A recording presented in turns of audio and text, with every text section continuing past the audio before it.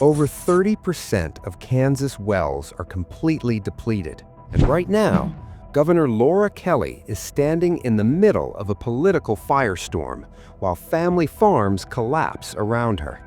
But here's the twist. She might be the only one trying to save them. Meet Mitch Ballman. He's a father of 4, farming the same land his dad and uncles worked west of Hoxie, Kansas. He looks at his kids and wonders if they'll have anything to inherit.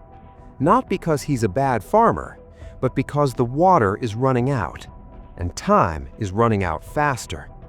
Picture this. You've worked the same land your entire life.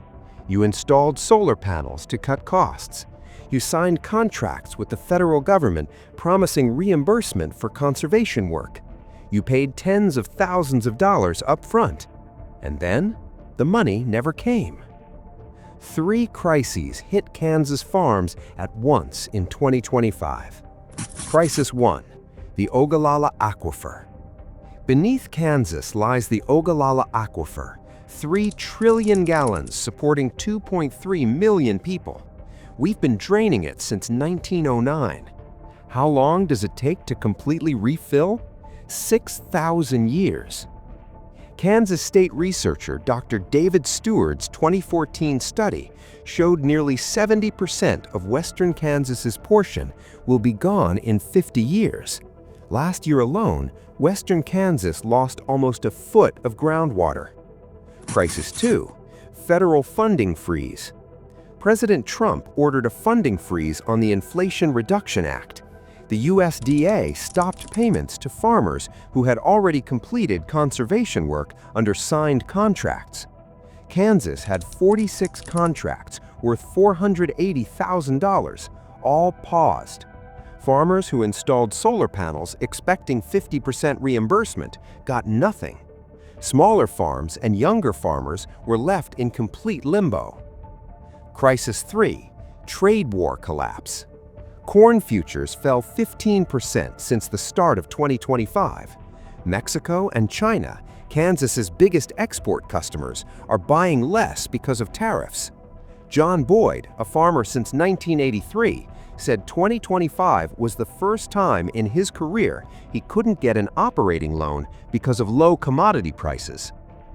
The Backlash, 3 attacks. Attack 1, SNAP data controversy. Republican Attorney General Chris Kobach sued Kelly, demanding personal data of every Kansan who received SNAP benefits since January 2020. Names, birthdays, addresses, social security numbers. Kobach said Kansas would lose $10.4 million in food assistance if Kelly refused, citing the Kansas Cybersecurity Act. Republicans accused her of letting Kansans go hungry. Attack 2, no state bailout. Kelly admitted Kansas cannot backfill federal cuts to Medicaid and SNAP. The Trump administration's budget would strip Medicaid from 90,000 Kansans. SNAP benefits for 188,000 families, $34.4 million monthly, were at risk. We really don't have the money. Can we backfill the cuts to Medicaid? Absolutely not.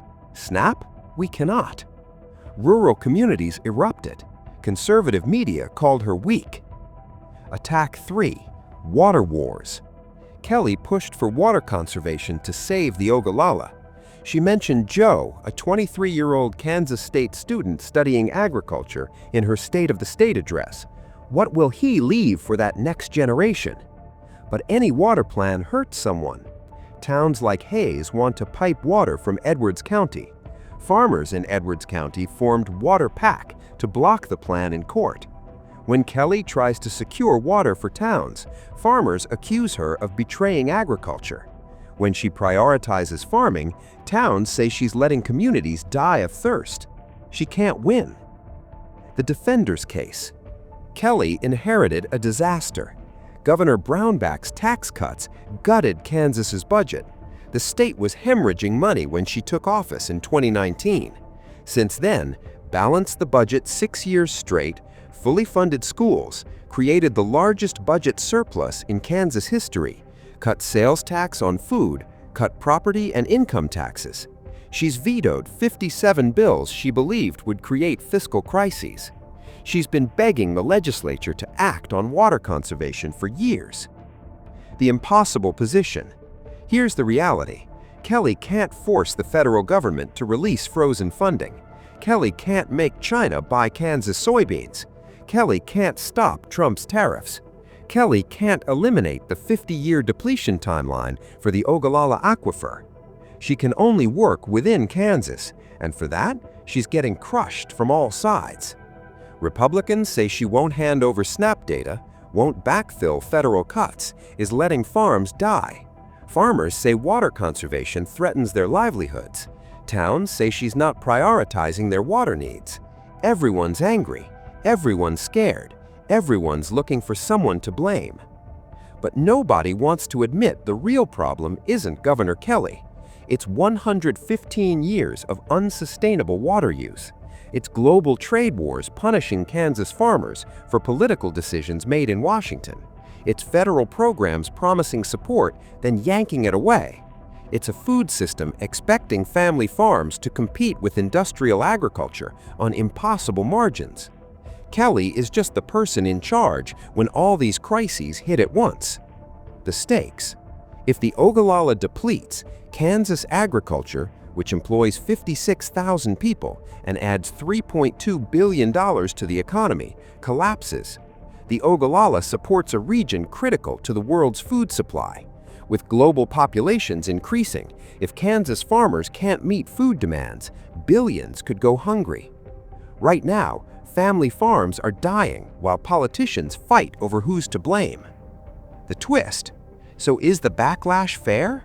If you're a farmer who never got reimbursed, Kelly looks like part of a system that failed you, even if the freeze came from Washington. If you're a town watching your water disappear, Kelly looks like she's not doing enough to save your town. If you think the state should take over when Washington fails, Kelly looks weak. But if you understand the math, that Kansas can't backfill billions in federal cuts, can't force China to buy soybeans, and can't refill a 6,000-year aquifer in time, Kelly looks like the only adult in the room telling uncomfortable truths. The reality check. In Sheridan County, 125 farmers controlling 63,000 acres did something unprecedented. They voluntarily limited themselves to 55 inches of irrigated water over 5 years, a 20% cut, voluntary, because they'd rather control their own destiny than have the state impose something worse. They understand what Kelly understands. The water is running out, and pretending it isn't won't save anyone. The call to action. This is bigger than one governor. This is about whether America will still have family farms in 50 years. 188,000 Kansas families depend on SNAP. 90,000 Kansans could lose Medicaid. Farmers are owed millions for completed conservation work. The Ogallala Aquifer is disappearing. And we are arguing about who's to blame instead of how to fix it. Comment below. Is Governor Kelly doing enough to save Kansas family farms, or is she fighting an impossible battle against forces beyond her control? Share this video if you think people need to understand what's really happening in rural America. Subscribe, because next week I'm breaking down exactly how the Ogallala Aquifer depletion will affect your food prices even if you've never been to Kansas. The farms are dying, the water is disappearing, the clock is ticking. What happens in Kansas doesn't stay in Kansas. It shows up on your dinner plate.